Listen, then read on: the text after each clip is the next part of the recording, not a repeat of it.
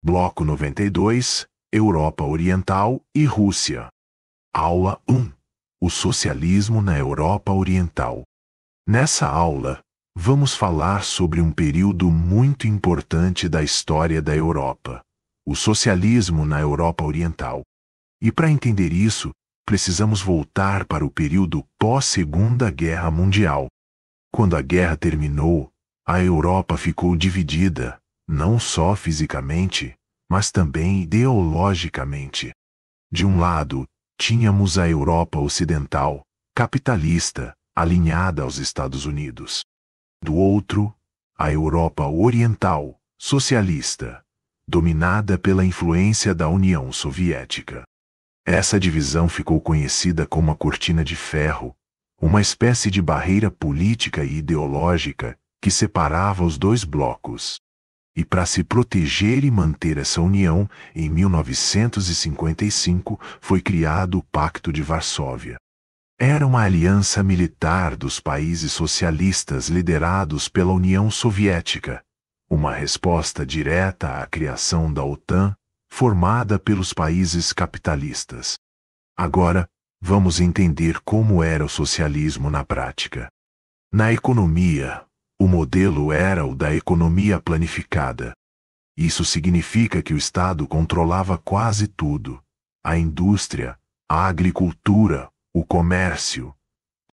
A propriedade privada praticamente desapareceu, sendo substituída pelo controle estatal e pela coletivização da agricultura. No campo político, o sistema é autoritarismo de partido único. Não havia liberdade política plena e qualquer oposição era reprimida. Isso consolidava ainda mais o poder da União Soviética sobre a região. E não podemos esquecer o lado geográfico dessa história. A Europa Oriental tem um relevo bastante diversificado, com cadeias montanhosas como os Cárpatos e os Balcãs, além de um clima temperado. Essas características influenciaram muito a agricultura, a economia e até a forma como as pessoas viviam naquela época. Outro ponto importante é a diversidade cultural. Ali conviviam diversos grupos étnicos e linguísticos, algo que marcaria profundamente a história da região. Mas tudo mudou. No final do século XX, o socialismo começou a ruir. A partir da queda do Muro de Berlim, vários países do leste europeu passaram por processos de democratização e buscaram integração à União Europeia. Então, por que tudo isso é importante para concursos e para o Enem? Porque compreender o socialismo na Europa Oriental significa entender a Guerra Fria, a divisão política da Europa e as grandes transformações geopolíticas do século XX. E essa é uma parte essencial para quem quer interpretar o mundo atual e as conexões históricas que nos trouxeram até aqui. Aula 2. Rússia, economia em expansão. Agora vamos conversar sobre um tema muito interessante, a economia da Rússia.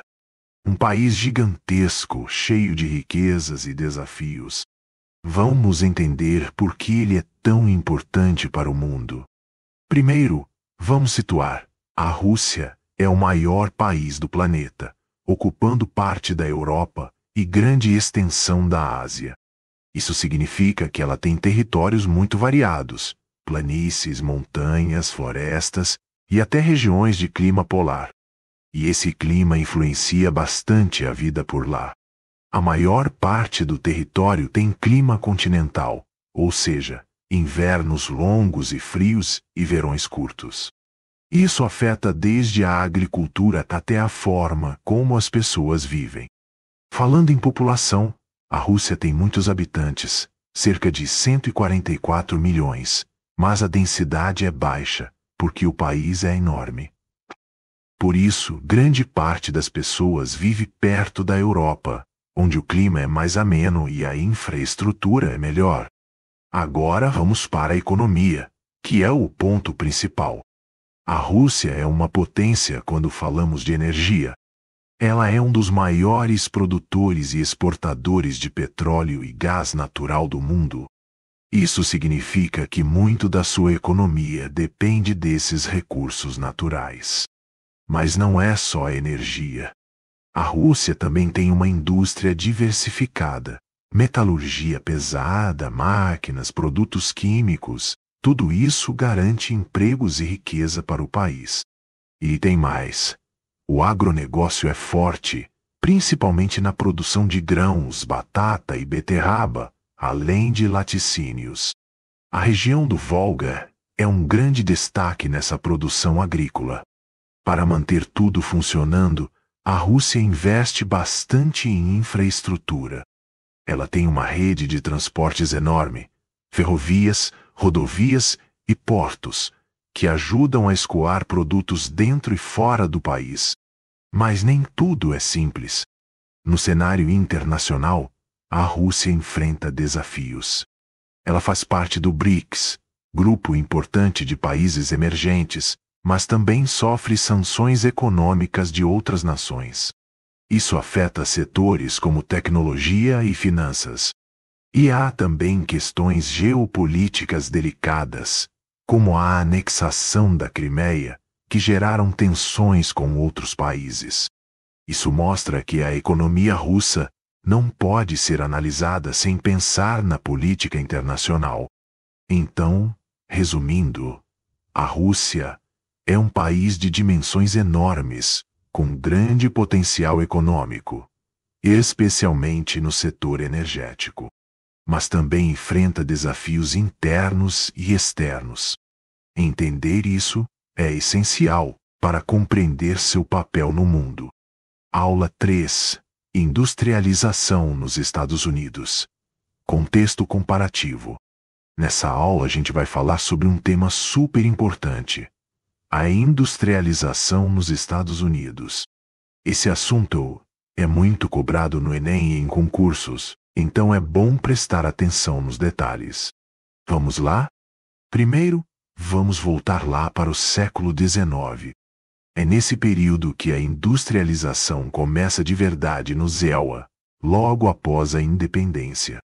E o que fez o país crescer tanto nesse sentido? Bem, tinha muita riqueza de recursos naturais, como carvão, ferro e petróleo.